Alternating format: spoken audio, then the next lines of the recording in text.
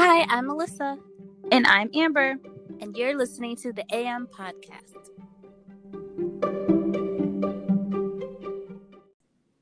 So, this week we are breaking down some of our K-drama firsts and favorites inspired by a TikTok. So, let's get into it. So, the first category that we are going to talk about is our first K-drama. So, Amber, what was your first K-drama? So my first K-drama was My Love from Another Star. I've also seen it as like From Another Planet. I don't know. It's about this alien who got like stuck on Earth and then he like fell in love with this famous actress. It was good. I thought it was weird, but it was just something about like that storyline that really pulled me. You know how K-dramas are. They really just pull you in. And I think it was the first one and I was just sitting here thinking like, "Oh wow. They really developed these characters well, and then they developed the relationship, and I was like, oh my gosh." So yeah, that was my first one. I'm happy that was a good introduction to like K-dramas. So yeah. So what was your first one? My first one was sorry, what's wrong with Secretary Kim? I really, I really liked the fact. I don't know. I think because I was so used to on American shows that I watch, we had like season after season after season, and so like I think I agree that like I was very impressed with how well they were able to construct a whole storyline in such a short amount of time, and Mm-hmm. and I was like, and it felt like, and I knew that was something that I would want to continue. Like I knew I want to continue watching more K drama shows because I kind of like that. I like that you can. It's like longer than a movie, but you also don't have to wait. You didn't have to wait like multiple seasons for them to get to the point, I guess, of the show. And I also really liked, although the romance in it was kind of cheesy, it worked. And I Mm-hmm. don't know, it was just, and this one was a little bit dark. So it was like bright and it was funny, but there was also like really dark moments. I don't know. And then, of course, that's when I was also introduced to Park Seo Joon. And so, I mean, that was also an incentive for me to continue watching K dramas because I was like, wow, it opened up a whole new world for me. I don't know. Um, yeah. So, okay. And so our next category is our favorite K dramas.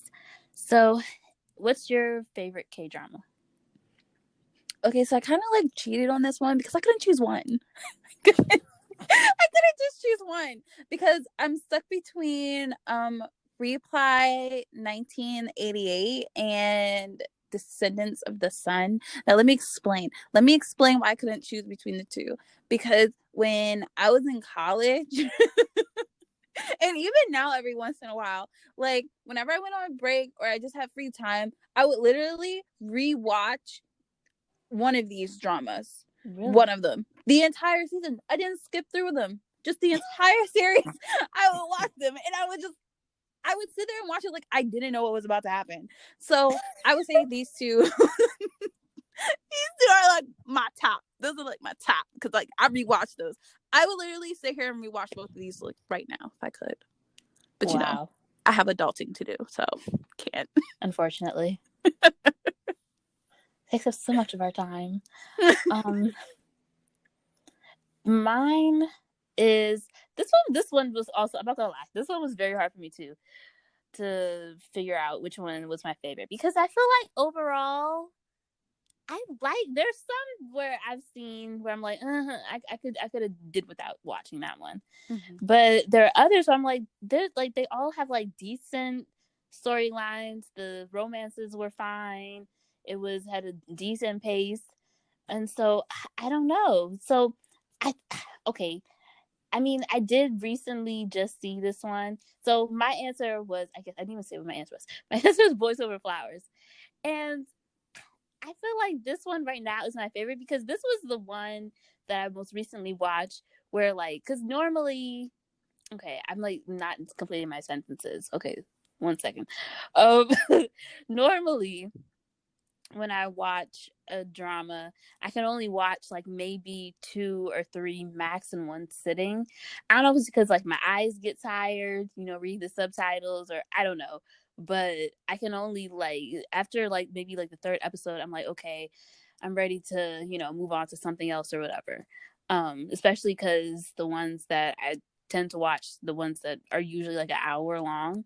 So, but this was the one that I watched where I felt like I could just binge watch it all in one sitting, and I wanted to binge watch it all in one sitting, and I got so upset when I started to get tired because like, no, I have to wait till tomorrow to finish watching this. But I really enjoyed this one, and I thought this one was probably, I don't know, and this is also the one that people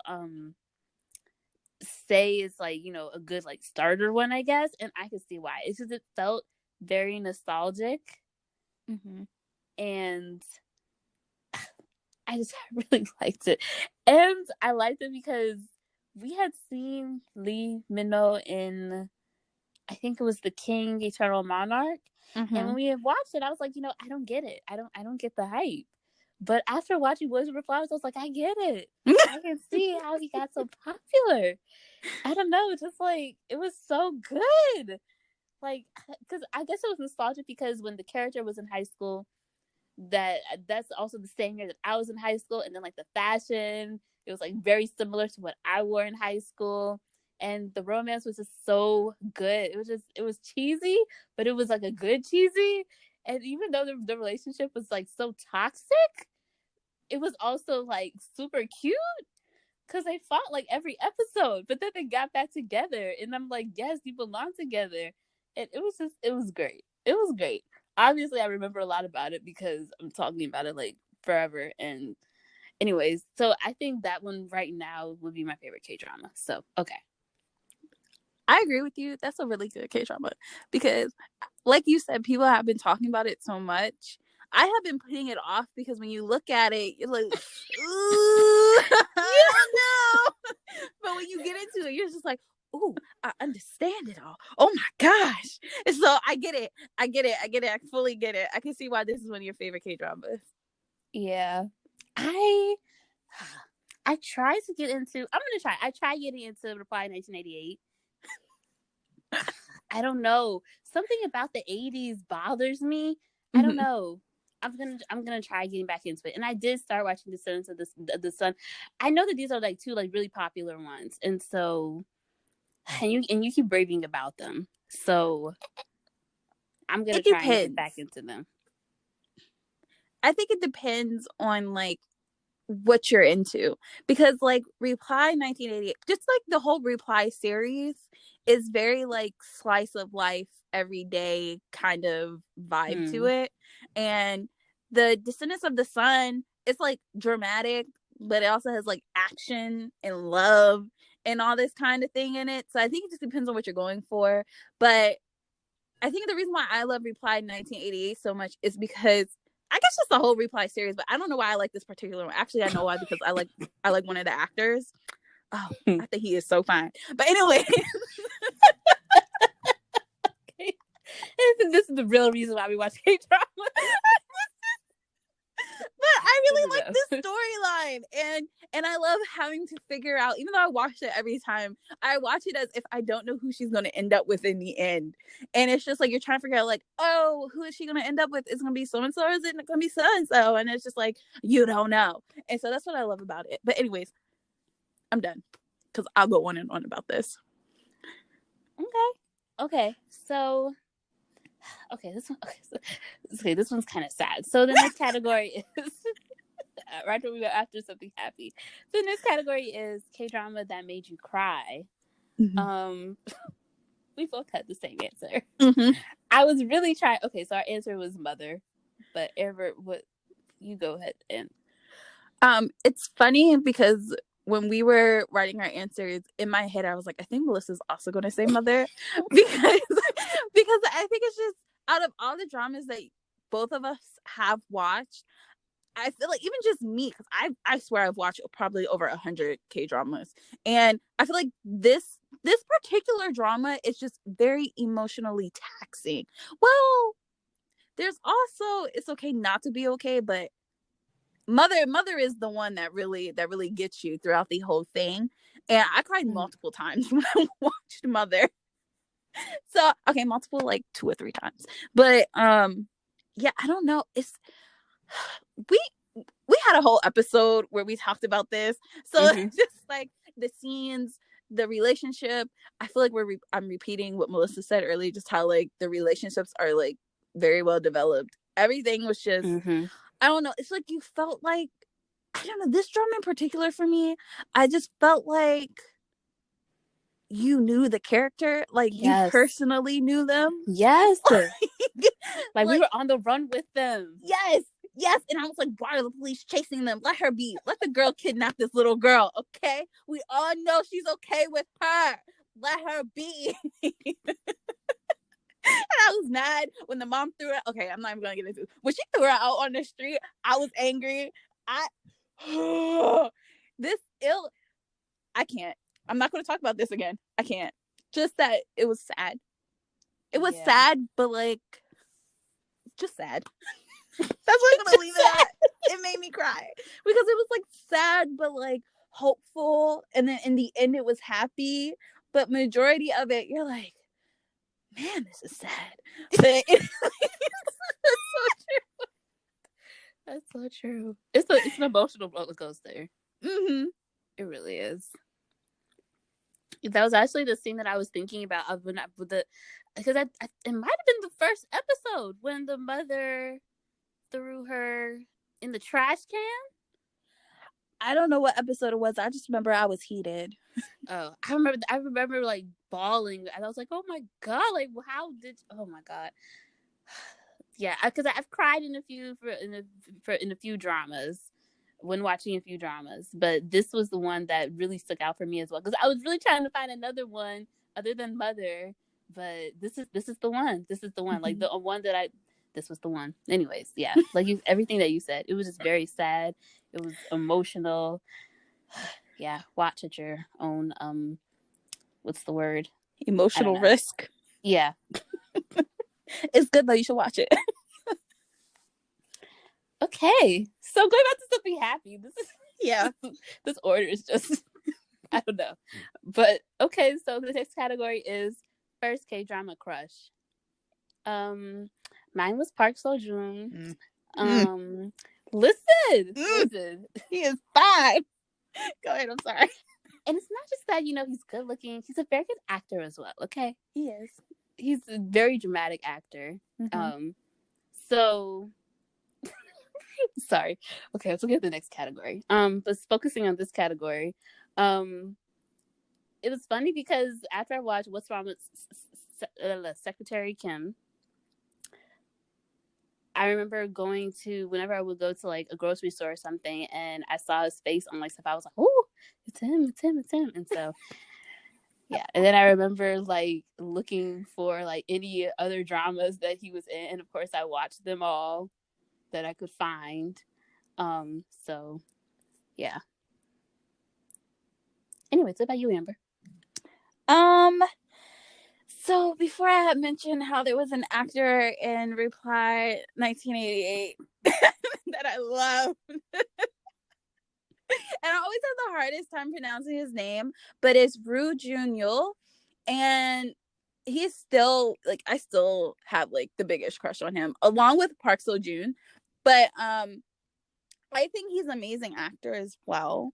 I feel like every time I've looked for him, he's been in a few dramas, but I feel like I've seen him mostly in movies. I just recently watched a movie with him in it. I think it was Taxi Driver. He played like a supporting character, but that man, I think he is so fine. I don't know why, but I had like the biggest crush on him when I first saw him, and I was like kind of like you when you saw Park Seo-joon. You were like looking through like to see all of his stuff, and I tried to like watch everything with him in it. And I don't know if this is like a thing people do. And I feel like that's also how I get in, like I start seeing new art, like I'll say artists, but new actors that I like.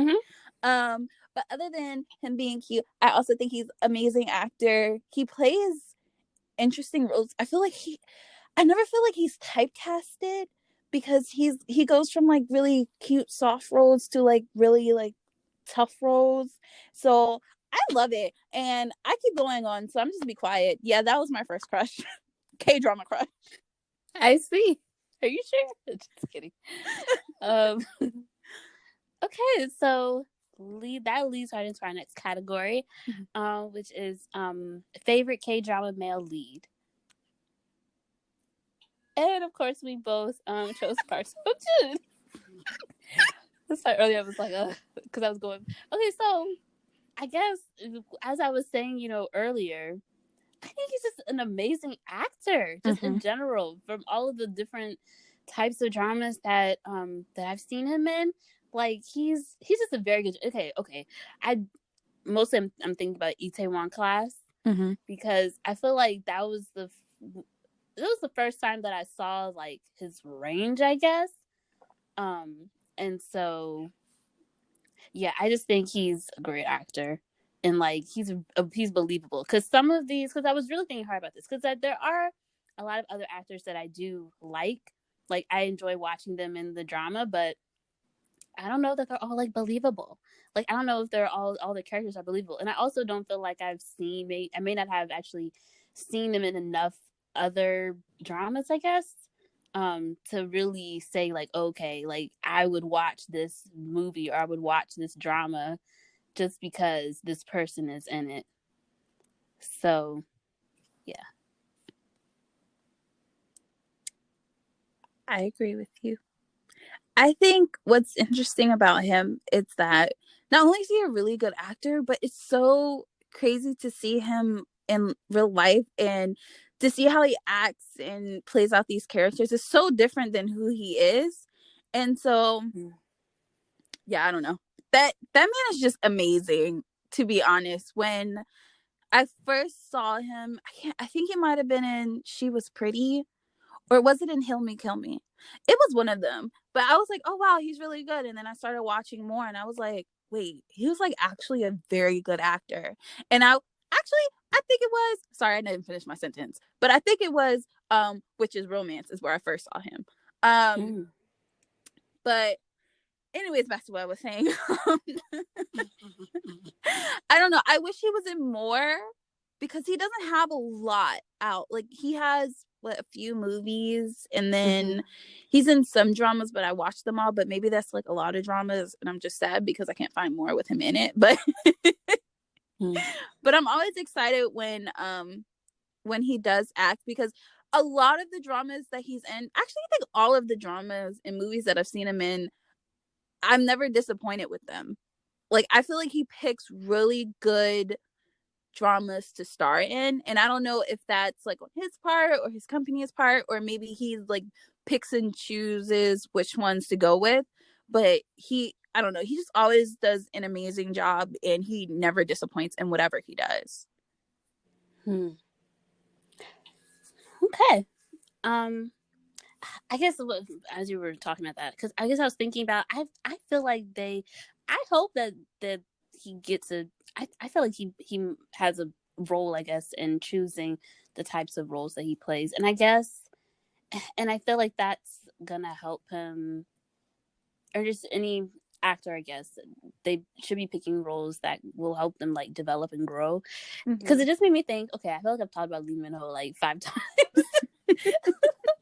But it just made me think because the couple dramas that I've seen with him in it, they were all they're similar roles, and I remember, I think I may have been just like his Wikipedia page or something, but they're because they're so similar. I remember, I think I had read that he had said that, at the time he was like young when he did Boys Over Flowers and then he did The Heirs. And he may have, that's all I can think of right now that he did. He might have did a couple something else that I can't remember right now.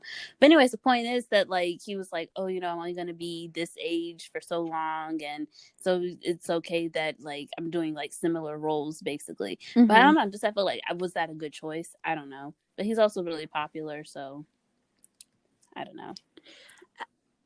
Okay, kind of going off what you just said, I think that might have typecast him even to now. Because I mean, Well, in Eternal Monarch, he wasn't. Well, I don't think that was such a good drama, anyways. So I don't think that's a good example. But you could tell that he was kind of stepping out and trying something new. Yeah. So yeah, because I think he just, I don't know, I think he messed himself up just a little bit. I don't think he was able to expand on his acting skills because he was so typecasted. Did I say stills or skills? I hope I said skills. Skills. I meant that. Mm-hmm. So yeah. Yeah, and I guess that's what I was thinking, because I'm like, because I feel like if he had more of a broader range or more of experience in doing other types of roles earlier, maybe would have Eternal Monarch would have been better. I don't know. I mean, okay, let's not like, I'm not trying to bash him or anything. I mean, he's still, you know, I look forward to the next drama that's not similar to Eternal Monarch. But moving on. Okay. I guess we were just using him as a comparison, like in terms of like the range of the work that versus like that Lee Min-ho, someone like Lee Min-ho who may be typecast in certain roles for a certain period of time versus someone else who may have had more experience, even though they don't have a whole lot of work out. It's a little bit more varied, I guess. The experience. We like diversity over here. That's all. Yeah, that's all. Okay, so next category is favorite K-drama female lead. Amber? So I feel like I haven't seen her in a lot of dramas, but she might be in a lot of movies. I don't know. Some of these actors or actresses do more movies than dramas, or vice versa. Anyways, I'm going on a tangent. All this to say, my favorite female lead is Gong Hyo Jin. She was in When the Camellia Blooms and Jealousy Incarnate, and I don't know what it is. I just really like her as a actress. Yeah, but I will say this, I feel like she does kind of play the same kind of character, but for some reason it really works for her. I think the only time when I felt like she didn't play that kind of character, like the kind of character that you'll see in like When a Camellia Blooms and Jealousy Incarnate, is I think it was It's Okay That's Love or something like that. I feel like she might have played like a slightly different character, so I really like that about her. But yeah, whenever I see something with her in it, I always click and I'm ready to watch it because I know the drama's gonna be good. So yeah, I think she's amazing. I mean, there's a lot of female actresses that I would have put on this list. Like there's a good amount, and I couldn't really choose. Like it was hard for me to choose, but I know she's like at the top, so I chose her. But there's like a limited amount of female leads. I would say is like more than male leads in my opinion. There's like more female leads that I like than male leads. But really? Yeah. So yeah. Okay, I'm done. I thought you were gonna say I was looking for her. I thought you were gonna say Kim Mi-kyung. I think that's her name. She was in Mystic. Sorry, what? Mystic Pop-Up? No, from because that was my girl for the longest too. I really liked her. I can't remember her name, but I was watching everything with her in it too. Oh, and she was recently in. She wasn't recently in. I recently saw her in The Heirs, and I reckon she played the mother, who was who couldn't speak. I can't. She was also in Healer, I think. What's her name? Kim Mi-kyung. M-I? M-I hyphen K-Y-U-N-G. Okay. Because I guess I thought you were going to say her because, I mean, not that I agree with you. I mean, I've only seen the person that you talked about in one drama. But with her, I've seen her in a couple dramas. And I just feel like she plays very diverse characters. And, like, every time she just, like, kind of throws herself into the roles.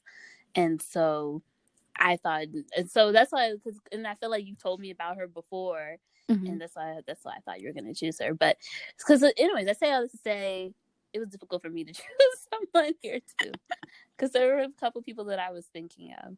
Yeah. But I guess because I haven't seen as many as you have, and so because there are multiple like female leads that I've seen, I'm like, okay, I really like her, but I don't know if she's like my favorite. But the one that I thought of was Kim Ji-won, and she was in Fight for My Way, The Heirs, Descendants of the Sun, maybe some other things that I don't know about. And I guess the main reason why I chose her is because I remember watching Fight for My Way, and I really liked her character. Like, she seemed like really like relatable, and like I just like wanted to be friends with her. And then I recently saw The Heirs, and I hated her. And I was like, wow, this is not the same girl. Like, I don't know, just like the fact that she was able to like play like two different roles, like, and be so believable. Again, I guess the believable part about acting, I guess, is important to me. I don't know, but I was just like, yeah, I would watch, like, from this point moving forward, I might actually go back to watch Descendants of the Sun, and to finish, I guess, watching Descendants of the Sun, and like I'm gonna like start looking for other things that she's in, because when I tell you, like, I it's just the day and night between of her characters in those two dramas, I was like, wow. But yeah, so yeah, okay, I agree. Like I said before, there are a lot of female actresses like I could have put on this list. And you mentioned Kim Mi Kyung. I understand why you would say that, because I think she's an amazing actress as well. She's also amazing at playing like these motherly roles. Even if she's not playing a mom, she's always playing a motherly role. But at first, I thought you were talking about another actress, Kim Sung Young. Just because I talk about her a lot. Whenever I see her in a drama, I know it's going to be like amazing. So yeah, I'm not going to go too far in it. I don't know. There's just like I said, there's a lot of female actresses that like I just love so much, and whenever I see them, I'm just like, this is gonna be a good drama. This is gonna be great. I'm gonna watch it just because she's in it, because she's awesome. So yeah. Okay. So yeah, apparently there's a lot of female leads, but it was very difficult to narrow it down to, I guess. Did we even narrow it down to like two people? We talked about so many people, but I mean, I guess we did. Okay, so the next category is favorite K-drama couple. Amber? So I would say my favorite K-drama. So there were so many. Like, there's a lot of K-drama couples that I like just simply because the relationship was developed so well. But I think this couple that I chose, I feel had like real chemistry. Like, it was just really, I don't know, I just felt it. You were just like, ooh, when you saw them. But anyways, it's a couple from Crash Landing on You. Their character names is Ri Jung Hyuk and Yoon Se-ri. I love their development. I love this so much. I was like, yes, you better get your man. He better come find you in South Korea. He better risk his life.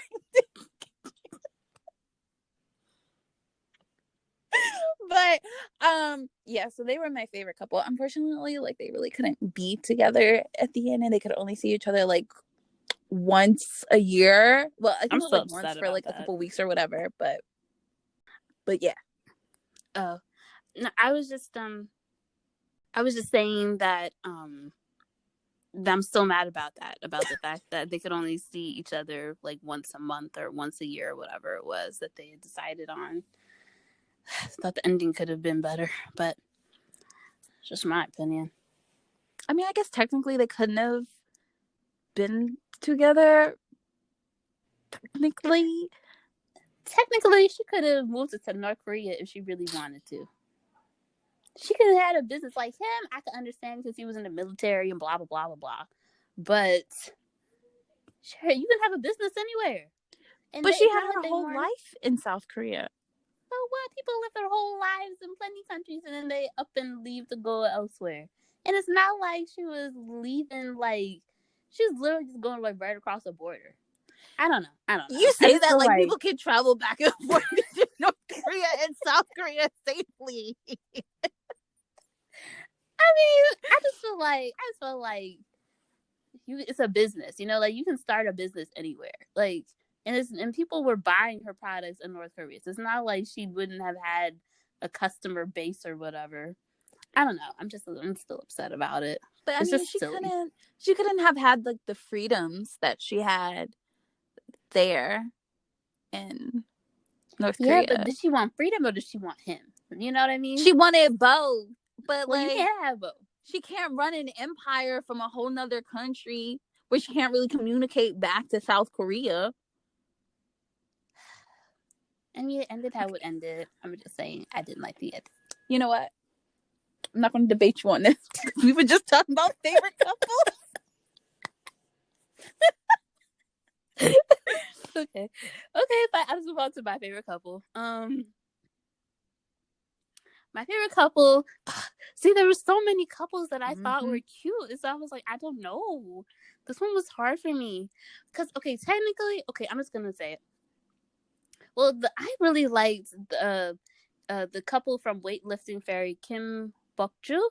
And it was Kim Bok-ju and Jung Jun-hyung are the characters' names. I just really liked the dynamics between the characters. And I just liked the relationship between the two characters. I kind of like, and I think I also just like the fact that they were so different because she's, you know, not the most petite person, and I mean she was a weightlifter. And so I just thought their dynamics were just really cute, and how it was, and I just like the fact that he like didn't care that she was like this power athlete, when in previous dramas, you know, the girls were always, you know, very petite and like kind of timid and shy. And so I really enjoyed watching this relationship in this drama. So that's why I chose them after much, you know, there were so many other couples that I could have put on here, but I decided to go with this one. I agree with you. They're a great couple. They're a good couple. They did have an interesting dynamic, and they were the most different couple that I've ever seen in a K-drama, to be honest. Yeah, I'm not gonna go on and on about this because I could, but I agree with you.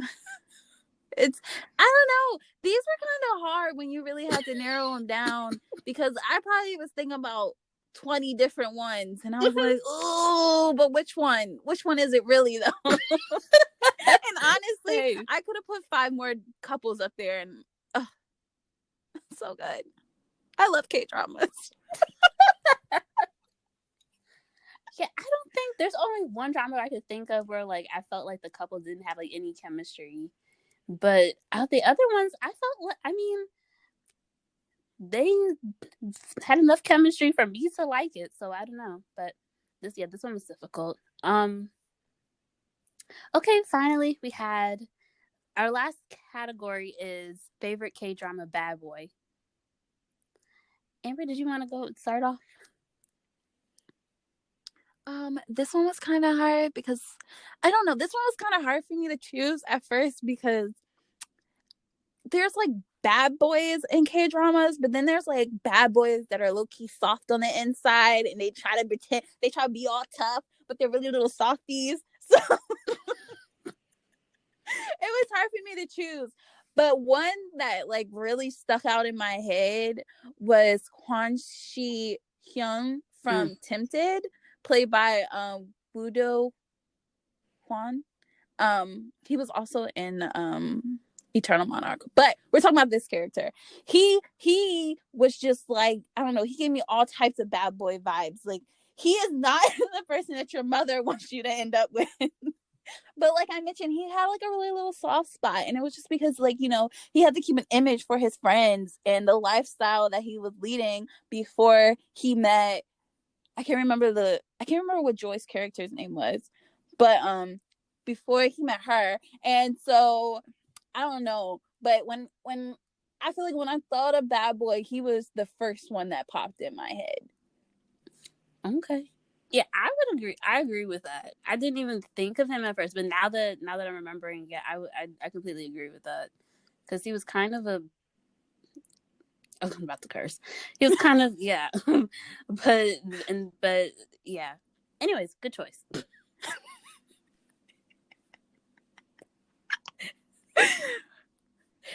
Okay, so the one that I chose, I don't know, I must have a short-term memory loss because most of the people that I chose were from dramas that I most recently watched. But I recently watched The Heirs, and I really love this character. Okay, I've heard of people talk about Kim Woo Bin before, but like I was like, who is this? I don't know who this guy is. That's my other one. He's real good.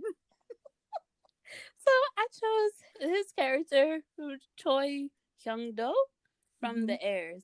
And when I tell you, at first I did not like him at all. I mean, he was over here tripping people. Like, first of all, I mean, I understand they're in high school in the show, but it's like, why would you trip a girl that you like? Like, that's not what you do in high school. Like, you ask them out like a regular person.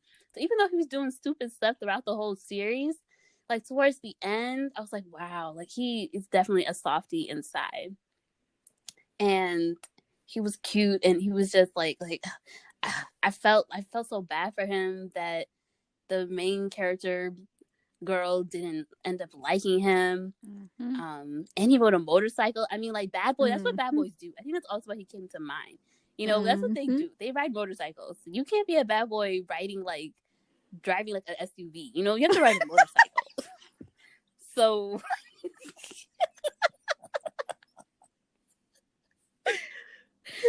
as I thought of him, and his storyline in the show too was like really solidified like the softiness of his character.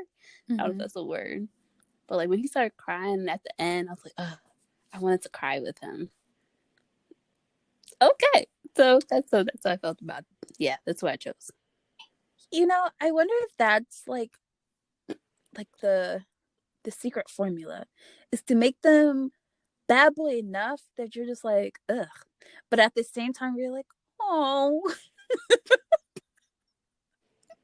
I don't know if that's like the secret formula, but I feel like it's a common theme in K-dramas where like the villains, a lot of the villains in general, I don't know if I would call, well, I guess he was sort of like the villain, but I guess the villains are kind of have like a, you know, a sad background story in general too.